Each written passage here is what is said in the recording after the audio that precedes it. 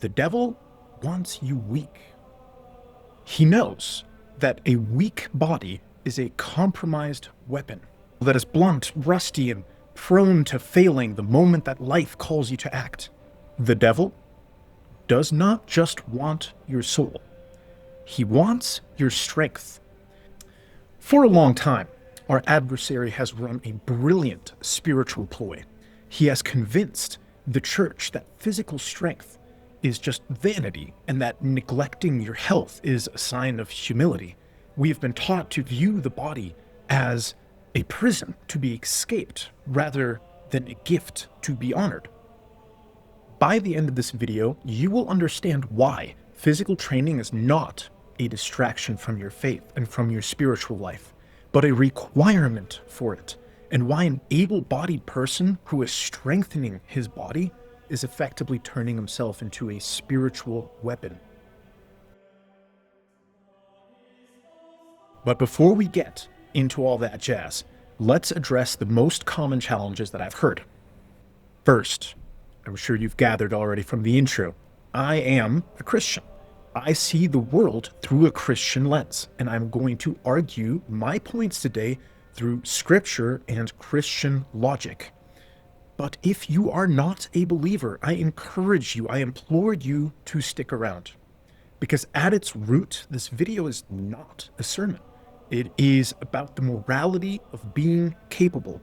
It is a look at the ethics of human capacity and the responsibility we all share to maintain the only physical tool that we have to navigate this world. We are going to explore why having a strong, resilient body is foundational for a meaningful life, and whether you want to call that biblical stewardship or just plain discipline makes little difference for the purpose of this video. Second, let me be extremely clear. I am not saying that training is a superior passion or pursuit. God, above all things, loves a heart that is submitted to Him. And whether you glorify Him through a canvas or through an instrument or through a barbell makes no difference to the kingdom. My point is simple. Training belongs in that same holy category. It is an art form of flesh and blood, the process of refining the instrument that God knit together in the womb. Third one, people use the phrase strength is perfected in weakness to justify doing nothing and being lazy. Look, it's true. God does not need your PRs. He does not need your strength. He doesn't need you to carry the logs and to carry the boats. He's got that covered. And He came for the lame, for the blind, for the broken, for the sick, and for the sinners. But let me tell you a story, and it's a very important story. And that story is the story of the crucifixion. On the road to Golgotha, Jesus Christ Himself was not able to carry the cross. He was so badly beaten and maimed that He was not able to carry His cross uphill for that half mile where He would eventually be executed. In that moment, when Christ could not carry the cross, God did not call for a prayer warrior. He did not call for encouragement. He did not call for intercession. He used a man named Simon from Cyrene, who had the bone and sinew to bear the load of the cross. Simon of Cyrene helped Jesus Christ to carry the cross. If God saw utility of a strong body to finish the most important act in human history, being the mission of the cross, how can you call your strength vanity?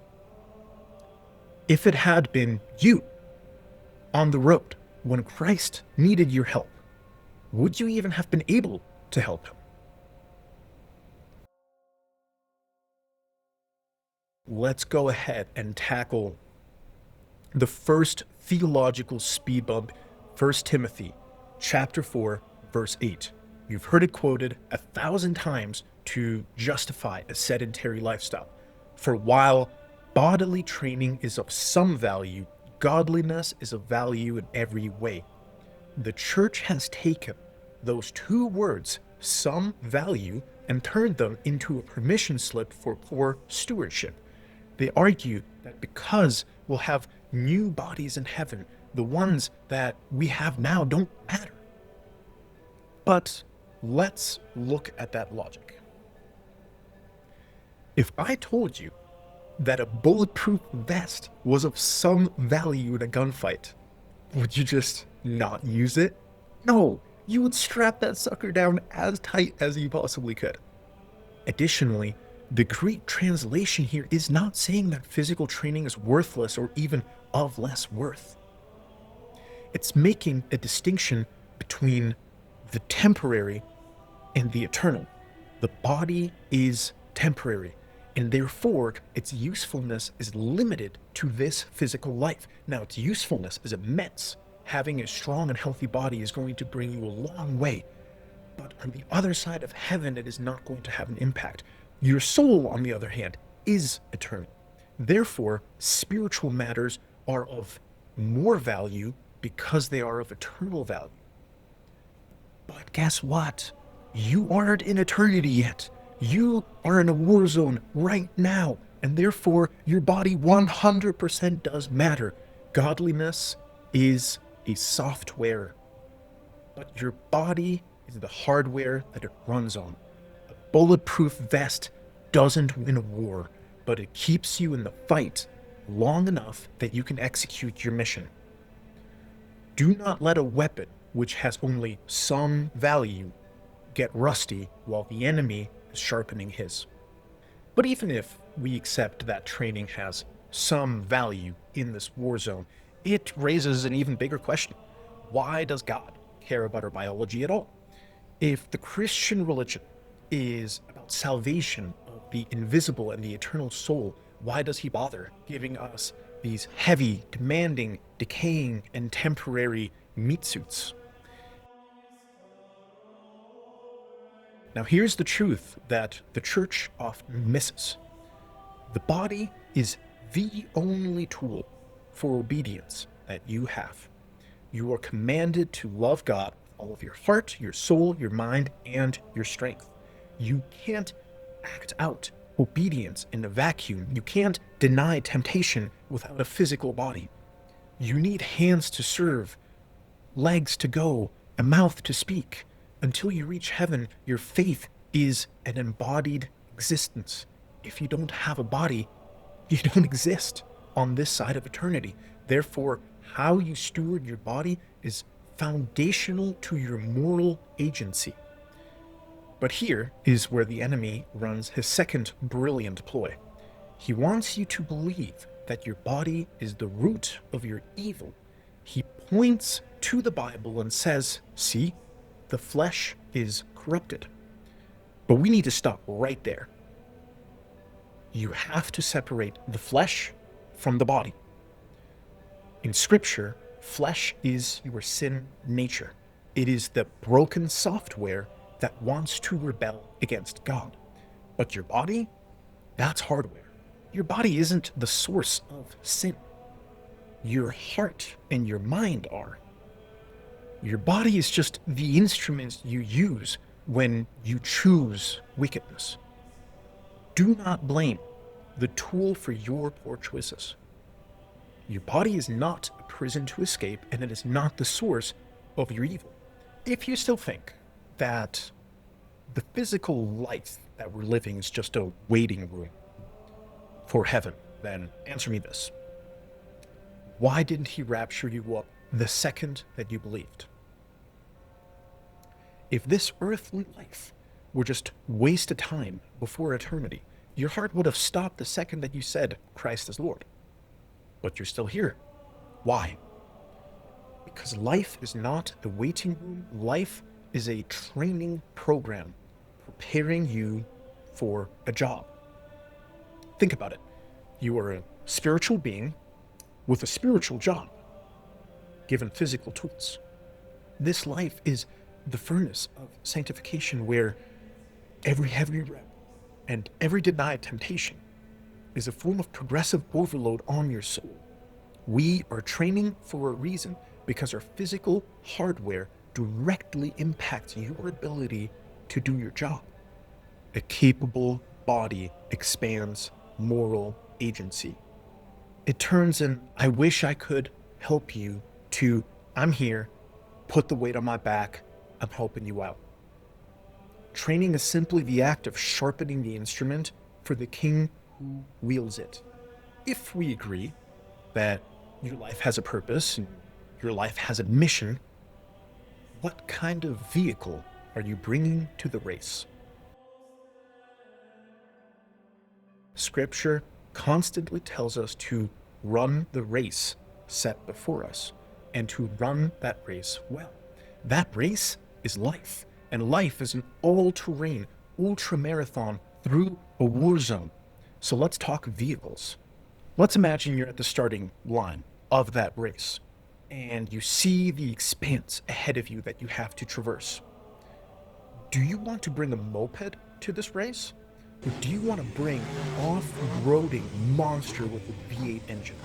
We have fetishized weakness and started calling it humility.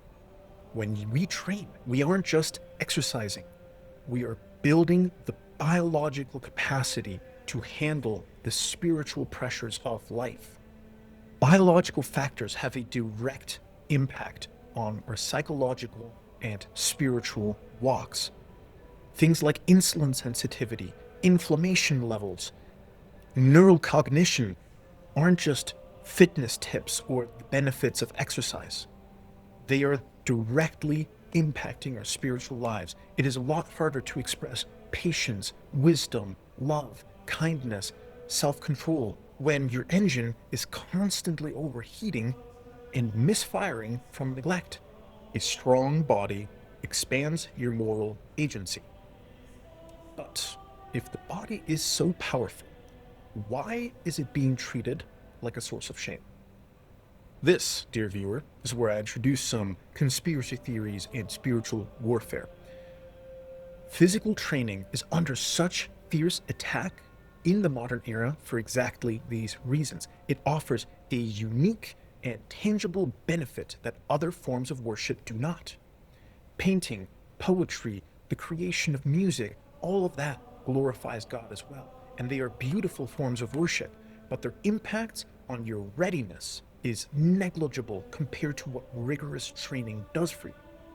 A Christian who has their heart submitted to God is already dangerous to the kingdom of darkness.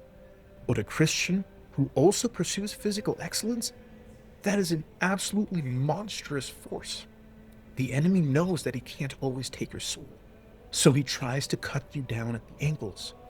If he can convince you to despise your strength and neglect your body, he has effectively undercut your capacity from your bones all the way up to your spirit.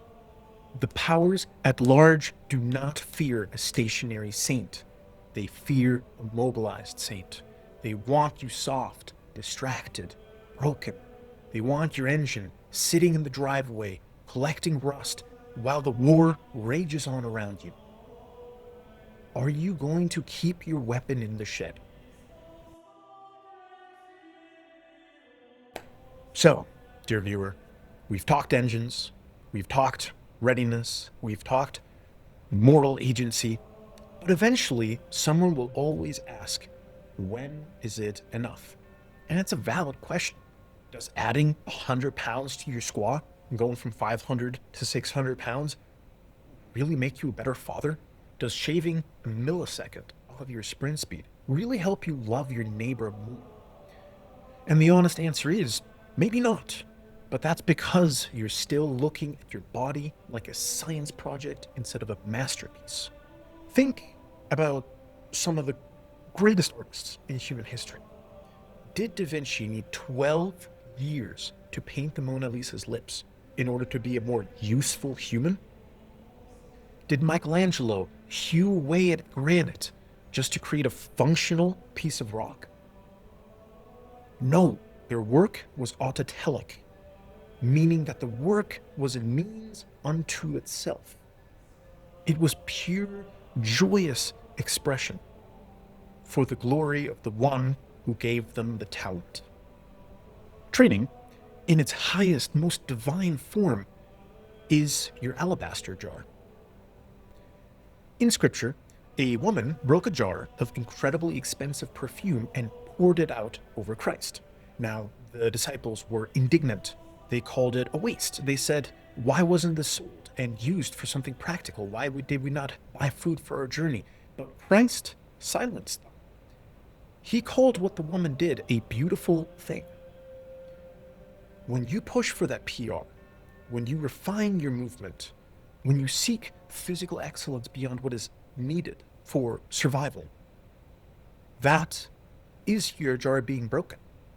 It is a wholehearted offering of your energy, of your time, of your suffering, of your talent, of your mastery to the Creator who designed you. Others will call it a waste. They will tell you that it's not that deep. But there is no such thing as too much when you are glorifying the living God. Your body isn't just a tool for the job. It is the altar where you lay down your best. Stop settling for good enough and start offering what is exquisite. I've given you the logic, I've given you the scripture, I've given you the biology, and honestly, I could go on for hours and hours. But you need to know that this video is not just content. It is the culmination of years' work. This has been a philosophical, intellectual, and moral project that started all the way back in 2018. It spans thousands of pages of writing and journaling, countless hours studying philosophy, theology, and the material sciences, and many, many late nights wrestling with my purpose. For years, I had an obsessive compulsion to create and to refine and to justify this worldview, and honestly, I had no idea why. But today, it has a name: Holy Physicality.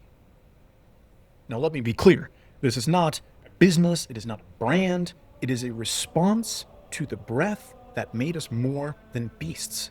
And it is a thesis. It's an argumentation against a culture which has domesticated our faith, disembodied our spirits, and weakened humanity in mind, body, and spirit.